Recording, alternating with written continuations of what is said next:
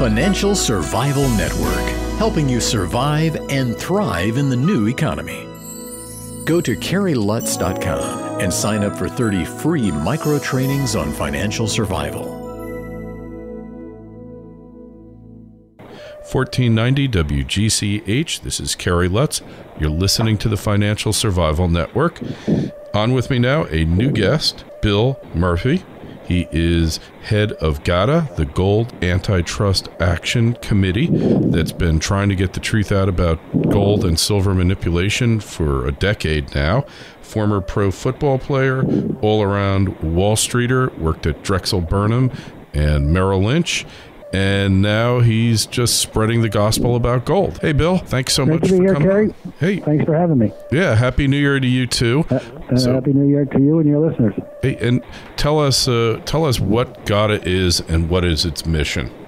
Yeah, GATA was formed in January of 1999 by a newspaper editor, Chris Powell, was in Manchester, Connecticut, and myself to expose the manipulation of the gold market by bullion banks, which is. And then as we got into it, we realized that the government was behind it, the Exchange Stabilization Fund, the Fed, the Treasury, as well as other central banks like the Bank of England and other allies. And that we've been at it since all that time. Right. And originally you were thought of as a crank, as a conspiracy nut job. But as time goes on, you gain more and more credibility, don't you? Yeah, as my colleague said, we're a fact organization. You can go to www.gata.org and check out all this stuff. We've documented all this stuff.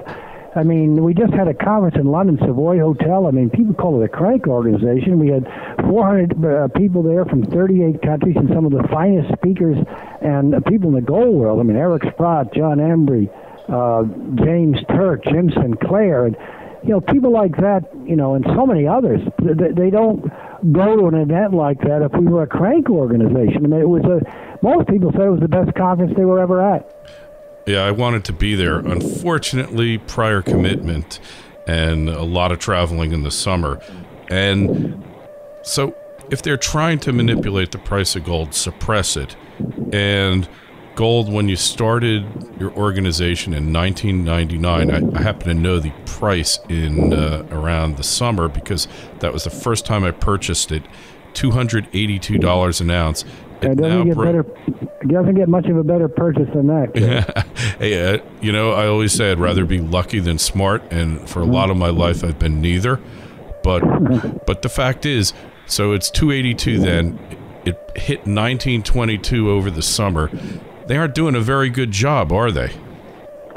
Well, it's a complicated, long story. That's the interesting thing about this. It's just that. It's complicated. What happened, basically, they kept gold around between 250 and 300 for a couple of years, 2 or 3 years, and they started to run out of, they were going through too much of the central bank gold at that price. And, for the last 11 years, gold has closed higher, and all they can do now is manage the price rise. And what I always like to say, we know what's coming, and people get flustered. Obviously, when the gold cartel attacks, like we just dropped $400, yeah, you get flustered. But we know it's contrived. We know it's going back up. We had a conference in the Yukon in August of 2005. The price was $436, and I kept pounding the table, $3,000 to $5,000 gold, and reached $1,900. And this year is going to be the 12th year higher. At some point, it's just going to explode. And again, all they can do is manage a retreat because they don't have enough ammunition, let's say, central bank gold to meet the supply-demand deficit that's actually growing. Yeah, and this is what troubles me is that obviously gold, silver, they're real money, and they're a barometer of the credibility, of the confidence in fiat, unbacked currency, which is the coin of the realm, as it were. So how bad does fiat currency get before there's some type of gold-backed currency, or does it all just implode? That's what really concerns me. And if you're out there thinking about the future of Western civilization, you have to be concerned too, right? Well, absolutely. With the mess in Europe and our deficits here, I think the debt last year was the growth in the debt, $1.8 trillion. I mean, nothing is being done to address the issue that we are broke, that we're living beyond our means, we can't afford what we're spending, and it's getting worse and worse and worse. And you're looking at I think before things end, the standard of living has already started, so it will go down 35% in this country. Yeah, it's rather scary, and it's such a tenuous thing, standard of living, difficult to measure because in some ways, everybody's got a flat screen TV or multiple ones. They have cars, they have gas, and yet now you see the standard of living eroding. People are driving less because energy consumption's down. There's no other reason for it. I don't think everybody's bought a Volt yet. And you do see the standard of living eroding, and it can go down pretty quickly, can't it? Yeah, and actually you just answered it. Two TV screens will be one. The going out to a restaurant once a week will be once a month. Everything like this, it's just people are not going to be able to afford what they used to, and a lot of people are going to be angry. They won't understand it, but it's coming, and I think this is the reason the gold cartel, as we call them, this group I talked about, took gold down from 1920 to 1523, it's because they're paving the way for the only way that they know to deal with this, and that's to print money and spend more, and that's what's coming, and that's what they're trying to get done in Europe, and it's going to be done here. I mean, they can't put a pittance out of our budget. The politicians go back at each other. Where do they really see what has to be done? I mean, it's not good. Well, we're headed for a Weimar moment. It sure appears that way because if you go back all that they talked about this year when you come in, whether it's Europe or here, well, what's gotten better? Nothing. And it's the politicians can't handle it. It's the movie you can't handle the truth. Yeah, there's no political will to cut 80% out of the budget, is there? Yeah, when it gets down to it, and the Republicans have been no better than the Democrats. They're all the same. The only difference, and we'll see if he gets anywhere today, who gets it is Ron Paul, and I don't like to get into politics, but he understands the gold market, wants to audit the Fed, understands that we're broke, wants to cut. He could save the country, but the people just he could get what I refer to him as. He is anti-establishment. That's what GATA does. The media doesn't give him the time of day, even when he's leading. They won't touch GATA. I was on CNBC in February of 1999 and been banned ever since, even though we've been right on the gold market 11 years in a row. We've had 4 major international conferences, the one in London, the one in the Yukon, the one in Washington, D.C., and one in Durban, South Africa. We don't just talk about things. We do things. We sued the Fed. We won. You'd think all this would all be part of a big story. They won't even mention our name. Yeah, the mainstream disgusts me because the reporting that they do, like when they have a David Morgan on, when they have your group on, James Turk, it's so superficial, it's so uninquisitive and disingenuous, they don't want to know.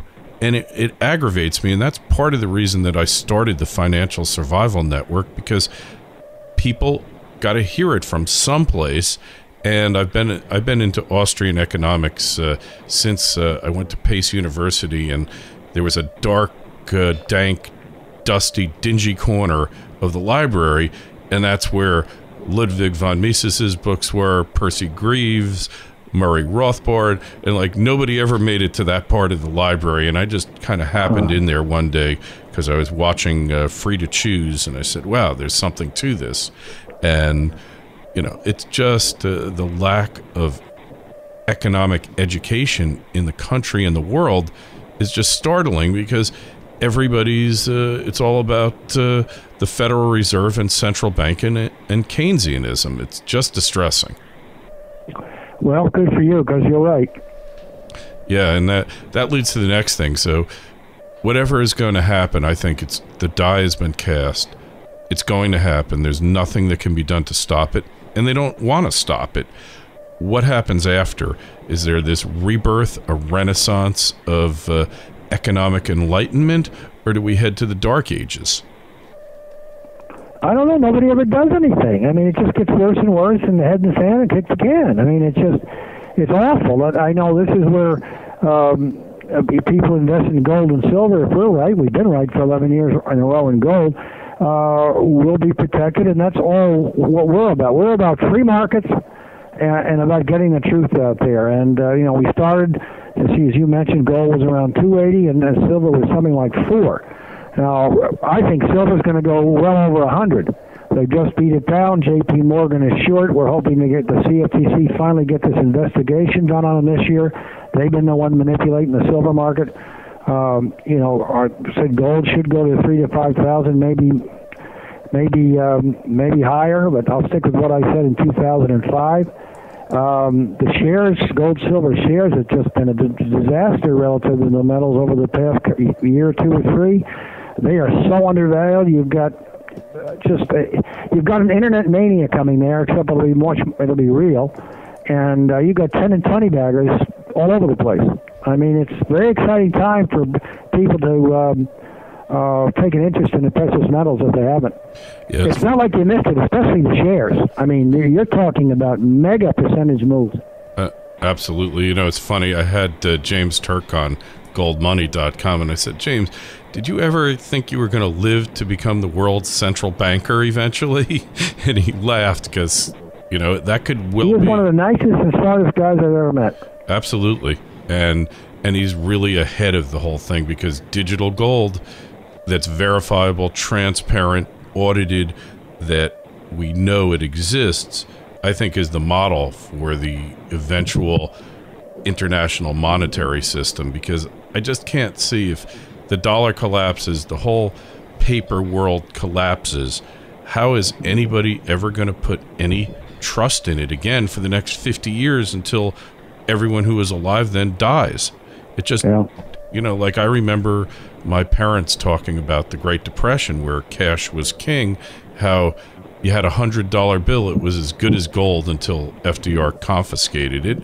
And you actually, if you went into a supermarket or a bank, they didn't have change for you, and you actually had to discount your $100 bill for around $92 because it was really worth, the dollar had gone up so much in value, and yet nobody's alive that remembers that type of thing. And that's right.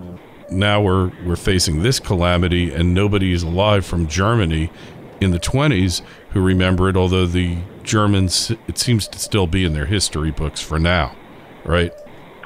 Yeah, and it may not be that bad, but just think about it. Even if inflation triples and things like this, and if the savers or if they keep interest rates artificially low, people can't, especially elderly people, can't make any money on their savings, and then inflation goes up. Even forget the Weimar, just goes up sharply. I mean, they're just not going to be able to afford things. It's happening now. I mean, look at the price of gas, right? And that's like another thing. The interesting thing about Volcker, and I never looked at it in this perspective, when he came in and he raised rates to 20%, the amazing thing was the savings rate went up so high because people deferred consumption to build wealth. And when rates are like this low, it penalizes the savers, penalizes the thrifty, and it really undermines all of society and turns us all into gamblers, which is really the shame of it all. Well, I write about something called behavioral finance, and that's what the government does. They put out statistics that are favorable and manipulate the markets, whether it's the plunge protection team or the counterparty risk management group and keeping interest rates low and the gold cartel. And everything is to encourage the public to spend because it's 2/3 of the economy. And I understand it, but what's happened, though, is that they're just spending and there's no real savings, or everyone's in too much debt, and it's out of control. And that cycle's got to be stopped. Yeah, it's a bit disheartening. And I don't know if you caught that thing a few weeks ago. It was in Zero Hedge, where they actually showed that the hedge funds were taking their marching orders from Hank Paulson, where he called up his buddies there, and the hedge funds became part of the PPT basically. Pardon me, Gary, but this is important. And your listeners can look at this and do a Google. Counterparty Risk Management Group. Almost no one has heard about it, and it's headed by Morgan and Goldman Sachs and the hedge funds. And of course, Paulson, Secretary of Treasury. That's the reason that Goldman Sachs sent so many people into the Treasury, to get information about markets and moves. Just Goldman Sachs is the Treasury's bank, and J.P. Morgan's the Fed's bank. And, of course, they were the ringleaders back in the beginning of the gold price suppression scheme. It all fits. It's all there. Yeah, it's all there if anyone wants to look. But that's the beauty of the Internet, right? That all of this comes out. If it wasn't for the Internet, GATA would never have come into existence, and that's what's changing things. I mean, I've met all the people I know that came to our conference or part of GATA themselves, and we all met on the Internet. Yeah, amazing thing. And like they used to say on the X-Files, the truth is out there, right? Yeah, it's there. Even when I said GATA's documented all our stuff for 12 years now. Yeah, I mean, you've exposed the international gold swaps, the local swaps, the Iranian hostage gold deal, the whole thing. It's all been exposed, but nobody wants to connect the dots in the mainstream media. But less and less people are getting their information from that channel now anyway. More and more people to the Internet, but you have to be careful. You got to vet your sources, and you got to go back and check them out to make sure that it's not, there's a lot of garbage on the Internet because anybody with a keyboard or a microphone or a webcam can just put up a site, and it all sounds very convincing until you really start looking at the facts. That's right. So anyway, Bill, it's been really great having you on the show. Tell us, where do we find you, and, what the future is for GATA. And then, Kerry, I look forward to seeing you in Vancouver in a few weeks. But I can to look up myself is Le Metropole Cafe and LeMetropolecafe.com, and people can sign up for a 2-week free trial and see if the information's of value. And then they go to www.gata.org, GATA.org, to sign up for the GATA list. And as far as what we're doing, I said we had this major conference this year and sued the Fed, and we're just getting prepared now for our conference, as I said, in Vancouver, and then one in Palm Springs, Indian Wells in February. And we're just going to continue to fight the good fight, and hopefully there'll be we have a DVD, by the way, coming out soon of the conference in London, and we're just going to keep trying to spread the word, and hopefully the CFTC will finally get off their butts and expose Morgan for what they've done all these years. And you never know, it's going to be a fascinating year. Yeah, I agree. Interesting times we're living in, and who would have thunk January in Vancouver? It just doesn't get any better, right? I lived there part-time as well as in Dallas, so it's kind of fun. Yeah. All right. Hey, we'll definitely have you on again. I'll interview you in Vancouver. Have a great day. Okay. Thanks, Gary. Bye-bye.